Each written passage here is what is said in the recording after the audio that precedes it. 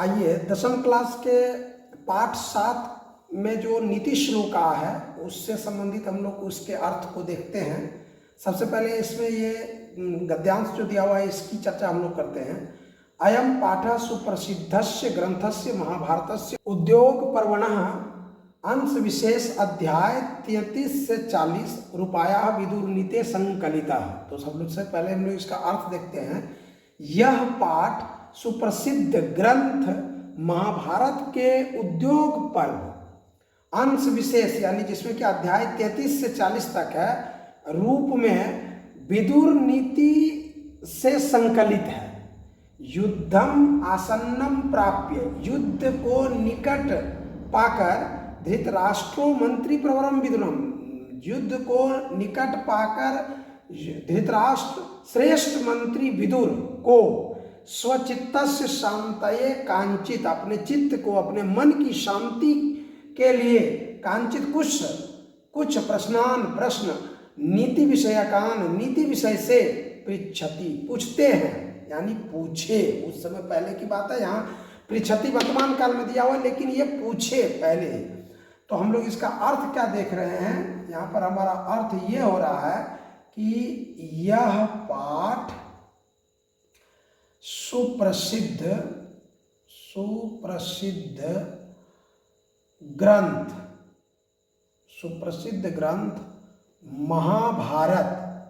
महाभारत के उद्योग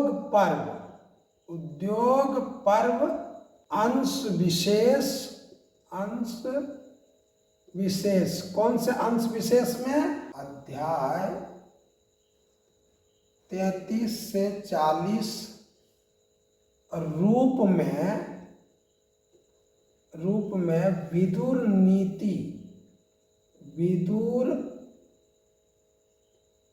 नीति में संकलित है। उसका देखिए क्या कहता है, युद्धम आसन्नम युद्ध को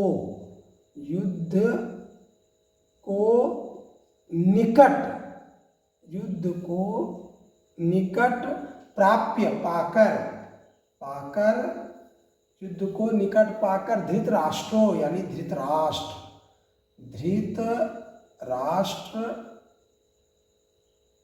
मंत्री प्रवरम श्रेष्ठ मंत्री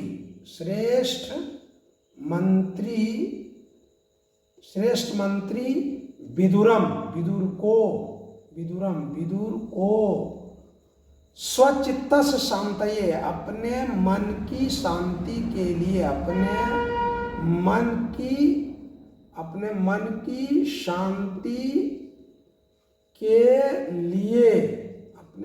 शांति के लिए कांचित प्रश्नान कुछ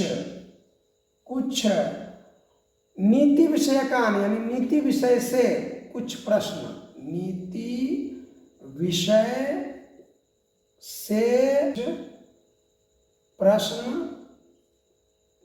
पूछे। अब यहां से हम लोग देखते हैं तेषाम समुचित उत्तरम विदुरो ददाति। तेषाम का मतलब हुआ उनके समुचित उत्तर विदुर देते हैं। जब धृतराष्ट्र प्रश्न को करते हैं तो अपने मन की शांति के लिए तो उसके उत्तर विदुर देते हैं। तदैव वही प्रश्नोत्तर रूप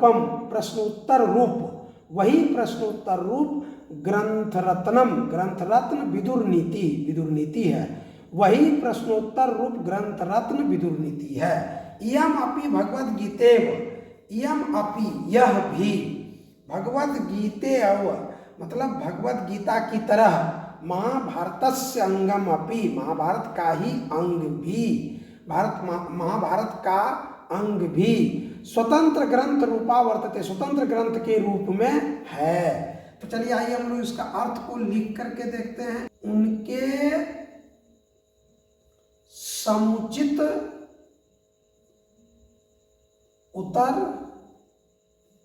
उत्तर विदुर देते हैं। तदेव वही प्रश्नोत्तर रूप प्रश्नोत्तर रूप ग्रंथ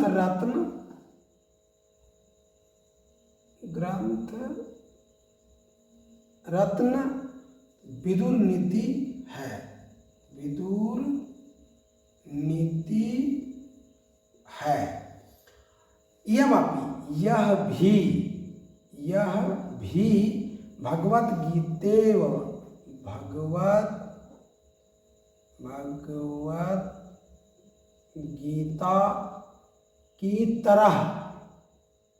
गीता की तरह ही महाभारत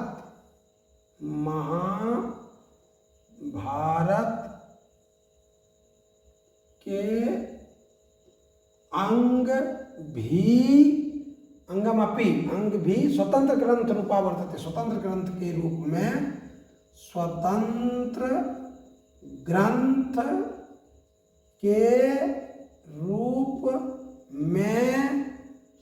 ग्रंथ के रूप में है। आइए अब शुरू करते हैं हम लोग श्लोक को। विदुर के द्वारा जो जवाब दिया गया है उसको हम लोग यहाँ पर देखते हैं। धृतराष्ट्र के द्वारा जो प्रश्न किया गया है उनके प्रश्नों के उत्तर को सटीक जवाब दिया गया है। यहाँ पर विदुर नीति से इस श्लोक को लिया गया है और यहाँ पर इसे हमारे जो 10वीं क्लास के पाठ में नीति श्लोक में इसको संकलित किया गया है। तो चलिए देखते हैं। यस्य कृत्यम न विघ्नन्ति, यस्य माने जिसका, कृत्यम माने कार्य, न माने नहीं, विघ्नन्ति माने बाधा डालते हैं। शीतम उष्णम मतलब शीत माने ठंडी या जाड़ा, उष्णम माने गर्मी, ठंडा और गर्मी। भयम रति प्रेम, भय और प्रेम। समृद्धिर असमृद्धिर्वा, समृद्धि का मतलब हुआ संपन्नता और असमृद्धिर मतलब होता है विपन्नता, गरीबी। समृद्धि का मतलब हुआ सभी चीजों से परिपूर्ण और असमृद्धि का मतलब हुआ कि सभी चीजों की कमी। सब न वह ही पंडित उच्यते, पंडित कहे जाते हैं, उच्यते कहे जाते हैं। तो चलिए पूरे श्लोक का अर्थ हम लोग देखते हैं। जिसके कार्य को ठंडी गर्मी, भय प्रेम, समृद्धि असमृद्धि बाधा नहीं पहुंचाते हैं वही व्यक्ति पंडित कहलाते हैं। अर्थात जो व्यक्ति पंडित होते हैं वो हमेशा समान रहते हैं, एक समान रहते हैं, उसको कोई भी नहीं बाधित कर पाता है। मतलब जिस व्यक्ति के कार्य को न तो ठंडा, न तो गर्मी, न तो भय प्रेम, न तो समृद्धि, न तो असमृद्धि उसको बाधित करता है, उसके कार्य में विघ्न पहुंचाता है, वही व्यक्ति पंडित कहलाते हैं। यानी सब समय एक समान रहने वाला व्यक्ति ही पंडित कहलाता है। आइए हम लोग दूसरे श्लोक का हम लोग जो है इसका जो है अर्थ देखते हैं। तत्वज्ञ सर्वभूतानां योगज्ञ सर्वकर्मणां उपायज्ञो मनुष्याणां नरः पंडित उच्यते। यहाँ पर देखिए तत्वज्ञ सर्वभूतानां, सर्व माने सभी, भूतानां माने जीवों, सभी जीवों के तत्वज्ञ, तत्वज्ञ का मतलब रहस्य को जानने वाला, आत्मा के रहस्य को जानने वाला, सभी जीवों की आत्मा के रहस्य को जानने वाला। योगज्ञ सर्व कर्मणाम, सभी कर्म के योग को जानने वाला। योगज्ञ माने योग को जानने वाला, सर्व माने सभी, कर्म नाम माने कार्यों का, कर्म का, सभी कर्म के योग को जानने वाला। उपायज्ञो मनुष्याणाम नरः, और मनुष्यों के, सभी मनुष्यों के उपाय को जानने वाला नर व्यक्ति पंडित कहे जाते हैं, उच्यते कहे जाते हैं। मतलब सभी जीवों के आत्मा की रहस्य को और सभी कार्य के योग को जानने वाला, मनुष्यों के उपाय को जानने वाला मनुष्य पंडित कहे जाते हैं। यहाँ पर पंडित की जो है विशेषता या पंडित की परिभाषा को यहाँ पर बोध किया गया है, बताया गया है कि सभी जीवों की आत्मा के रहस्य को जानने वाला, सभी कार्यों के योग को जानने वाला और मनुष्यों के उपाय को जानने वाला व्यक्ति पंडित कहे जाते हैं। प्यूसम में संस्कृत के पाठ 7 नीति श्लोका पाठ का हम लोग अगला श्लोक देखते हैं। इसके शाब्दिक अर्थ को पहले हम लोग देखेंगे। यह महाभारत से लिया गया है और इसमें ये विदुर नीति का है। इसमें धृतराष्ट्र के द्वारा प्रश्न किया जाता है और विदुर के द्वारा जवाब दिया जाता है। तो बहुत सारे नीति की बातों को यहाँ पर बताई गई है, उन बातों को हम लोग जरा देखते हैं। अनाहुता प्रविशति अपृष्टो बहुभास्ते अविश्वस्ते विश्वसिति मूढ़ चेता नराधमा। अनाहुता होता है बिना बुलाए, अप्रविशति का मतलब होता है प्रवेश करता, अपृष्टो का मतलब होता है बिना पूछे, बहुभास्ते का मतलब होता है कि अधिक बोलता है, अविश्वस्ते मतलब अविश्वासी पर, अविश्वस्ते मतलब अविश्वासी पर, विश्वसिति मतलब विश्वास करता है, मूढ़ च एता, मूढ़ च एता, मूढ़ मने मूर्ख, च मने और, एता मने ऐसा, नराधमा, नराधमा मने मनुष्य में नीच, जो बिना बुलाए आते हैं और बिना पूछे बहुत बोलते हैं, अविश्वासी पर जो विश्वास करते हैं, ऐसे मूर्ख नीच होते हैं मनुष्य। एको धर्मा परम श्रेय क्षमय का शांति उत्तमा विद्या एका परमा तृप्ति अहिंसा एका सुखावा।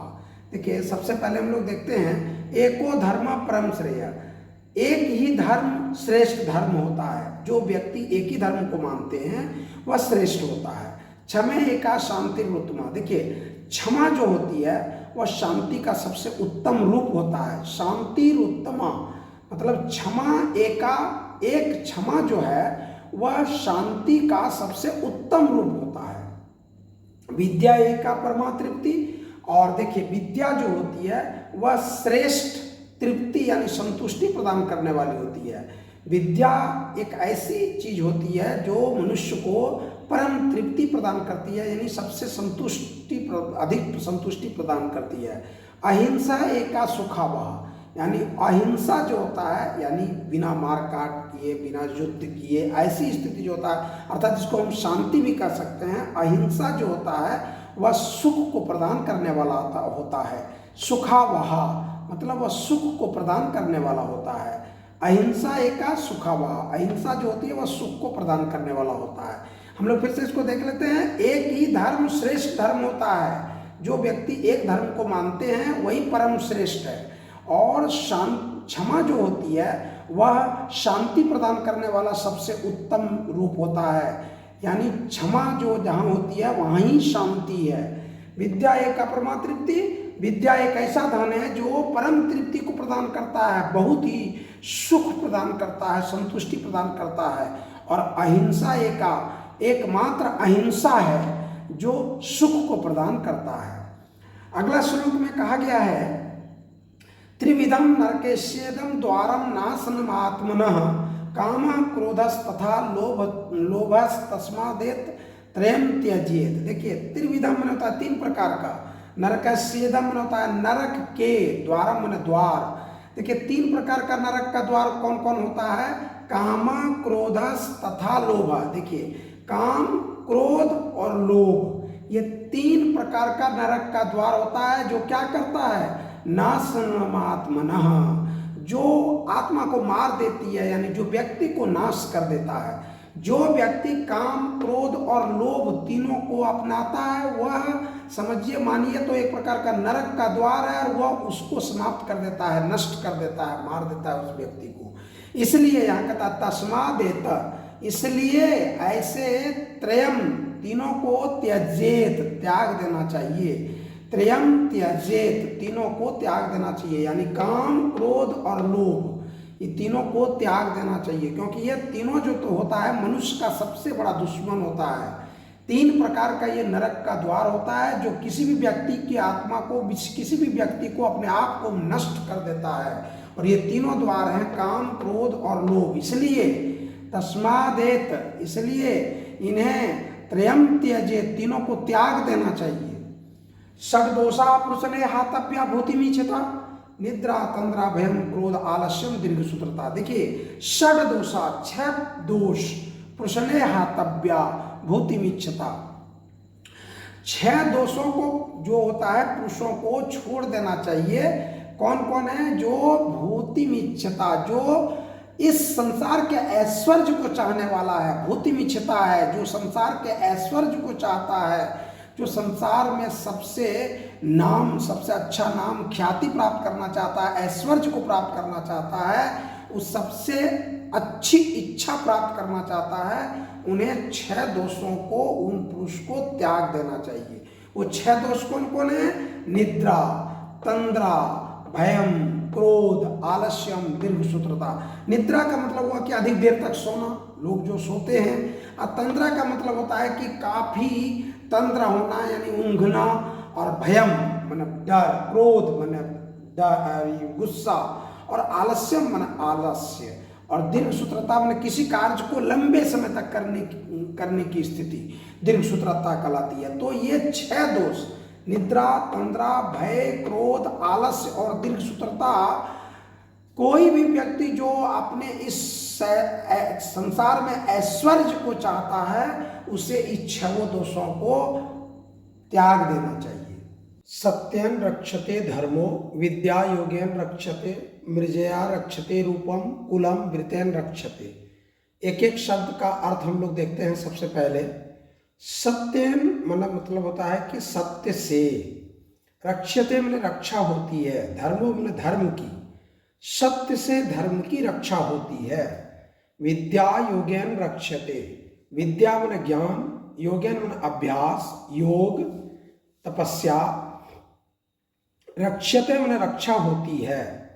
मृजया मन श्रृंगार, रक्षते मन रक्षा होती है। रूपम मन रूप, कुलम मन वंश, कुल, वृत्तेन मन वृत्ति अर्थात हमारा आचरण, रक्षते मन रक्षा होती है। तो पूरे हम श्लोक का अर्थ देखते हैं कि सत्य से धर्म की रक्षा होती है, अभ्यास यानी योग से विद्या की रक्षा होती है, मृजया मतलब श्रृंगार से अर्थात स्वच्छता से रूप की रक्षा होती है, और अच्छे आचरण से या वृत्ति से हमारे कुल की रक्षा होती है, वंश की रक्षा होती है। अगला श्लोक को हम देखते हैं। सुलभा पुरुषा राजन सततम प्रियवादिना, अप्रियस्य तु पथ्यस्य वक्ता श्रोता दुर्लभा। यहाँ विदुर जी धृतराष्ट्र को संतुष्ट करते हुए कहते हैं कि सुलभा मतलब होता है सुलभ से मिल जाना, अच्छे आसानी से मिल जाना। पुरुषा मतलब पुरुष व्यक्ति, राजन कहते हैं हे राजन राजा, सततम मतलब हमेशा, प्रियवादिना मतलब प्रिय बोलने वाला, हमेशा प्रिय बोलने वाला पुरुष सभी जगह मिल जाते हैं। यहाँ पर विदुर जी कहते हैं कि हे राजन, धृतराष्ट्र को कह रहे हैं कि हे राजन, हमेशा प्रिय बोलने वाला व्यक्ति सभी जगह उपलब्ध है, सभी जगह मिल जाते हैं। अप्रियस्य तु, अप्रियस्य माने अप्रिय बोलने वाला। देखिए जो सत्य होता है वो कठोर होता है, इसलिए यहाँ पर अप्रिय की बात हो रही है। अप्रिय का मतलब होता है कि जो अच्छा न लगे लोगों को, जो प्रिय न लगे। अप्रियस्य तु पथ्यस्य वक्ता श्रोता दुर्लभ। वक्ता का मतलब होता है बोलने वाला, श्रोता का मतलब होता है सुनने वाला, दुर्लभा का मतलब होता है दुर्लभ से मिलना यानी कठिनता से मिलना, आसानी से नहीं मिलना। तो मतलब हुआ कि अप्रिय बोलने वाला और सुनने वाला, बोलने वाला और सुनने वाला जो सत्य के मार्ग पर चलने वाला होता है वह दुर्लभ से, जो सत्य के मार्ग पर चलता है वह दुर्लभ से मिलता है। यानी पूरा अर्थ हम इसको देखें इसका, इस लाइन का, अप्रिय बोलने वाला और सुनने वाला दुर्लभ से मिलते हैं, वह सभी जगह नहीं मिलते हैं। जो अप्रिय बोलते हैं यानी मतलब वह कड़वा हुआ, वह सत्य हुआ। सत्य बोलने वाला, कड़वा बोलने वाला अप्रिय लगता है, लेकिन वह अप्रिय व्यक्ति ना तो सुनने वाला और ना ही बोलने वाला मिलता है, दुर्लभ से मिलता है वो। यहाँ पर प्रथम लाइन में कह रहे हैं कि जो व्यक्ति राजन, जो व्यक्ति हमेशा प्रिय बोलता है वह सभी जगह मिल जाते हैं, परंतु अप्रिय बोलने वाला और सुनने वाला व्यक्ति दुर्लभ से मिलते हैं। अगला श्लोक है पूजनीया महाभागा पुण्याश्च गृहदीप्तया स्त्रियः श्रियो गृहस्योक्तास्तस्माद् द्रक्ष्या विशेषता। कहने का मतलब हुआ कि देखिए पूजनीया मैंने पूजने योग्य, महाभागा मैंने भाग्यशाली यानी सौभाग्यशाली, पुण्याश्च और पुण्य, गृहदीप्तया घर का दीपक प्रकाश, स्त्रियः मैंने महिलाएं, श्रियो मैंने धन, गृहस्योक्ता घर की कही गई, घर की, गृहस्य उक्ता घर का उक्ता कहा गया, तस्माद् इस उसे इसलिए रक्षा करनी चाहिए, विशेषता विशेष रूप से। देखिए यहाँ क्या कहता है कि स्त्रियां महिलाएं घर की लक्ष्मी होती हैं, स्त्रियां यानी महिलाएं घर की लक्ष्मी होती है, वह घर का दीपक होता है, प्रकाश होता है, वह पूजनीय होती है यानी पूजने योग्य होती है, महाभाग होती है, वह भाग्यशाली होती है, सौभाग्यवती होती हैं और पुण्याश्च और पुण्य वाली होती हैं। इसलिए घर के रूप में कहा गया है, इसलिए उनकी रक्षा, तस्माद रक्षा, इसलिए उनकी रक्षा विशेषता विशेष रूप से करनी चाहिए। अर्थात महिलाएं घर की लक्ष्मी होती है, वह घर का प्रकाश, पूजनीय, महाभाग्यशाली और पुण्य होते हैं, इसीलिए उनकी रक्षा विशेष रूप से होनी चाहिए। अगला है अकीर्तिम विनयो हंति, हंति अनर्थ पराक्रम। देखिए अकीर्ति मतलब होता है अपयश, यानी जो विनयो होता है, विनय जो होता है, नम्रता जो होती है, वह अकीर्ति को समाप्त कर देती है, अकीर्ति को दूर कर देती है, हंति मन मार देती है। तो जो विनम्रता होती है वह अपयश को समाप्त कर देती है, दूर कर देती है। हंति अनर्थ पराक्रम, हंति अनर्थ पराक्रम, पराक्रम जो होता है, शौर्य जो होता है, वह अनर्थ को समाप्त कर देता है, अनर्थ को दूर कर देता है। हंति नित्यम क्षमा क्रोधम आचारो, हंति मतलब मार देता है, समाप्त कर देता है, दूर कर देता है। क्षमा क्रोधम, क्षमा जो है क्रोध को समाप्त कर देता है, दूर कर देता है। और आचारो मतलब अच्छा आचरण, सुंदर आचरण जो होता है वह हंति समाप्त करता है, दूर कर देता है। और लक्षणम यानी कुलक्षण को, कुलक्षण को, उल्टा को, खराब आचरण को वह सुंदर आचरण दूर कर देता है। इस प्रकार विनम्रता अकीर्ति को दूर कर देती है, पराक्रम या शौर्य अनर्थ को दूर कर देती है, समाप्त कर देती है, क्षमा क्रोध को, और सुंदर आचरण और लक्षण को या कुलक्षण को समाप्त कर देती है, दूर कर देती है, उसको हटा देती है।